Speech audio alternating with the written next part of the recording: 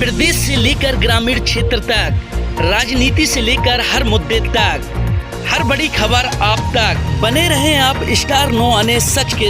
नमस्कार, मैं जालौन जिले से महेंद्र कुमार गौतम। मैं इस वक्त मौजूद हूँ यूपी के उरई में, जहाँ देख सकते हैं मैं 3 मुद्दों को लेकर यहाँ आया हूँ, जहाँ शिक्षा और गरीबी और भुखमरी, जिसमें हमारे साथ गणमान्य व्यक्ति मौजूद हैं, अधिवक्ता भी हैं हमारे साथ, जनप्रतिनिधि भी हैं और अन्य लोग भी हैं। मैं उनसे बात करना चाहूँगा।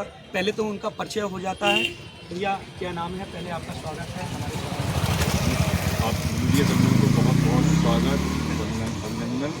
मैं अभिषेक राम, जिला जज्जी से चैम्बर 24 में बैठता हूँ, अधिवक्ता हूँ जी। हमारे साथ और भी हैं, मैं उनका भी, क्या नाम है आपका? जी, मेरा नाम अरविंद सिंह सेंगर है और मैं जिला योजना समिति का निर्वाचित सदस्य हूँ और नगर पंचायत माधोगढ़ से सभासद हूँ। जी, और भी हैं हमारे साथ, मैं उनसे भी मुझे जानकारी नहीं है कुछ भी है। और मैं नाम पूछ लेता हूँ। क्या नाम है? मेरा नाम शैलेंद्र सिंह है जी। कहाँ के नाम? मैं ग्राम गधेला से हूँ, गांधीनगर गधेला। जी। अच्छा, ये देखा जाए शिक्षा को लेके क्या चल रहा है देश में? शिक्षा किस स्तर पर है? इतनी तो जानकारी हमें नहीं है। अच्छा, और में क्या है मेरे साथ अधिवक्ता जी हैं। महोदय, शिक्षा किस स्तर पर पहुंचती जा रही है? क्या शिक्षा के बारे में आप विचार दें? सरकार की मंशा के प्रतिकूल सरकार चाहती है कि शिक्षा नीति के तहत हर गरीब व्यक्ति को, हर उस व्यक्ति को जो कि ज़मीनी स्तर से जुड़ा हुआ है व्यक्ति, मजदूर वर्ग के लिए खास तौर से सरकार ने बहुत चिंतन किया है। लेकिन शिक्षा माफियाओं ने इसका बहुत ज़्यादा कहीं ना कहीं अपना रौब, रुतबा और अपना वर्चस्व कायम करने का पूरा प्रयास कर रही है। सरकार की मंशा को पलीता लगाने में कहीं ना कहीं पीछे नहीं है। जो कि प्राइवेट संस्थानों को देखा जाए, प्राइवेट संस्थानों में चल रहे जो ऊंची इमारतों, बिल्डिंगों को बनाकर अपनी पीठ थपथपाने का काम वो की कर रहे हैं, जिससे सरकार ने अभी बीच में बताया था कि जो कि गरीब स्तर के जो बच्चे हैं, नहीं पढ़ पा रहे, ऊंची विद्यालयों की शिक्षा नीति में नहीं जुड़ पा रहे हैं, उनके लिए शासन ने हर एक बच्चे को एक योजना के अंतर्गत उन्होंने कहा। लेकिन उसमें भी बता दूं आपको कि विद्यालय में एडमिशन लेने के बाद वहाँ से सुविधाएं जो कि मिलती हैं, जो अन्य प्राइवेट तौर पर छात्र छात्राओं को दी जाती हैं, उनको जो कि सरकार की मंशा पर पानी फेरने में बिल्कुल कतई बिल्कुल कोई भी किसी तरह का सरकार की मंशा के अनुकूल काम कर रहे हैं। जी, देश में भुखमरी को लेकर क्या विचार हैं आपके? अभी भी लोग भीख मांगते दिखाई देते हैं, क्या है? उत्तर प्रदेश एक उत्तम प्रदेश है।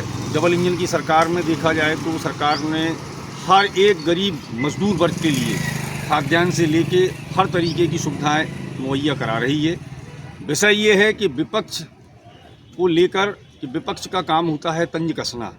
सरकार हर तरीके से हर एक उस मजदूर की मदद कर रही है, चाहे आप पोषाहार से ले लीजिए, आप चाहे आप राशन कार्ड से लीजिए। राशन हर एक प्रत्येक घर तक मजदूर के, वो गरीबी रेखा के नीचे हो चाहे उच्च वर्ग में हो, सभी के घर तक राशन पहुंचाने का काम हमारी उत्तर प्रदेश की सरकार कर रही है। मैं तो उत्तर प्रदेश डबल इंजन सरकार को, मोदी जी को, योगी जी को धन्यवाद कहता हूं कि उन्होंने उन गरीबों की पेट की भूख और आय की भी चिंता की है। अन्यथा की स्थिति में ऐसा कोई अन्य सरकारों में देखने को नहीं मिला है। जी, मैं फिर आपसे बात करूंगा। मजदूरी को लेके, गरीबी को लेके आप क्या विचार कहना चाहेंगे? गरीबी देश में क्यों बढ़ती जा रही है? मुझे लगता है कि उसमें सबसे बड़ा जो मुख्य कारण है, गरीबी का कारण होता है, सबसे महत्वपूर्ण जो विषय है शिक्षा। जब तक व्यक्ति शिक्षित नहीं होगा, उसे अपने अधिकार मालूम नहीं होंगे, उसे रोजगार के माध्यम मालूम नहीं होंगे। आज सरकार के तमाम तरीके के माध्यम है, नवयुवक जो भी हैं, जो पढ़े लिखे कम हैं, उनके लिए स्किल डेवलपमेंट प्रोग्राम चलाए जा रहे हैं। श्रम विभाग द्वारा तमाम तरह की योजनाएं चलाई जा रही हैं। मनरेगा योजना जो महत्वपूर्ण, भारत सरकार की बहुत ही महत्वपूर्ण योजना है, वो चलाई जा रही है।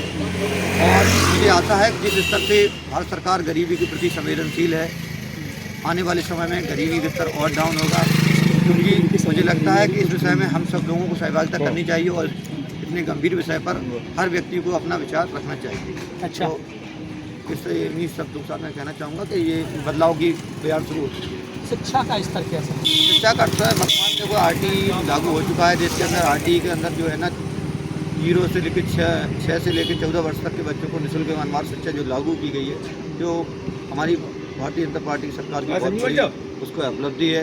लोगों को इस बारे में बहुत अच्छे तरीके से अप्लाई कराया गया है और आशा है आने वाले समय में भी इसके बारे में लोगों को जानकारी होगी और धीमे धीमे लोग इससे लाभान्वित होंगे।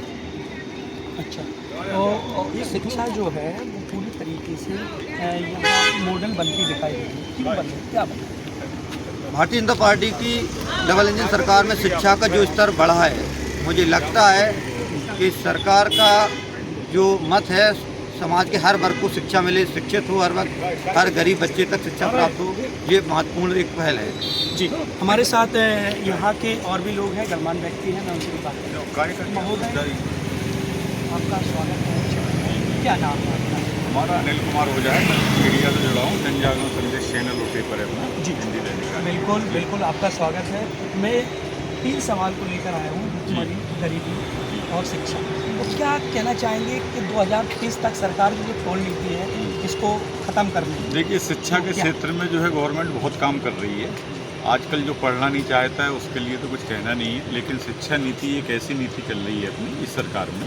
तारीफ नहीं कर रहा हूँ मैं, मीडिया होने के नाते गांव-गांव अभियान चल रहे हैं कि बच्चों को स्कूल भेजो। अब इसमें जो है जो गांव के व्यक्ति हैं वो उदासीनता बरत रहे हैं, अपने बच्चों को स्कूल नहीं भेज रहे हैं, उनको भेजना चाहिए। और शिक्षा एक ऐसी चीज़ है कि जो ज़िंदगी में आज के समय में तो शिक्षा बहुत जरूरी है। तो सरकार ने 2030 तक भुखमरी और गरीबी खत्म करने का जो प्रण लिया है, क्या कर सकती है सरकार? बिल्कुल, देखिए, अगर सही एजेंडे पे सरकार चल रही है तो निश्चित ये कार्य होंगे। अगर उसकी मानसिकता सही है सरकार की, और किसी भी कार्य को करने के लिए अच्छी मानसिकता का होना बहुत ज़रूरी है, तो कार्य ज़मीनी स्तर पर देखेंगे। जैसा अपना आपको एक खुशखबरी बता दें कि रगौली गांव है, ये 100% जो है बिल्कुल बेरोजगारी वहाँ से दूर हो गई है, और शासन स्तर से उसका नाम अभी लिस्ट में कल ही जो है शासन ने, बल्कि यूपी चीफ मिनिस्टर की उस पर वेबसाइट पर डला हुआ है। अपने प्रदेश में पहला ऐसा गांव है रगौली जो है बेरोजगारी मुक्त गांव है। वहाँ सरकार ने जो है लोगों को लोन भी दिए हैं कारोबार के लिए, और अच्छी योजनाएं चल रही हैं। अभी महोदय देखा जाए कि रोडों पर छोटे छोटे युवा बच्चे जो पढ़ने लायक हैं वो बोरी लेकर और भीख मांगते दिखाई देते हैं, प्लास्टिक बीनते हैं, तो क्या इनका भविष्य किस ओर जाए? देखिए, सरकार योजनाएं चला रही है, इसके साथ साथ ये एक ऐसी गंभीर समस्या है, इसमें माँ बाप को और गार्जियन अभिभावक को जागरूक होना बहुत ज़रूरी है। सरकार की कोई भी योजना हो, बगैर सही मनोदशा की वो पूरी नहीं हो सकती, उसमें सबका योगदान होना चाहिए, थोड़ा थोड़ा सा। भाई, माँ बाप का भी बनता है। आज के समय में हम आपको समझ रहे हैं, किसी भी विद्यालय में आप सरकारी स्कूल में चले जाइए, वहाँ आपका 1 रुपये नहीं लगेगा। यहाँ तक कि मिड डे मील की भी योजनाएं चल रही हैं, ड्रेस भी दे रही है, पेन पेंसिल किताबें भी सरकार दे रही है।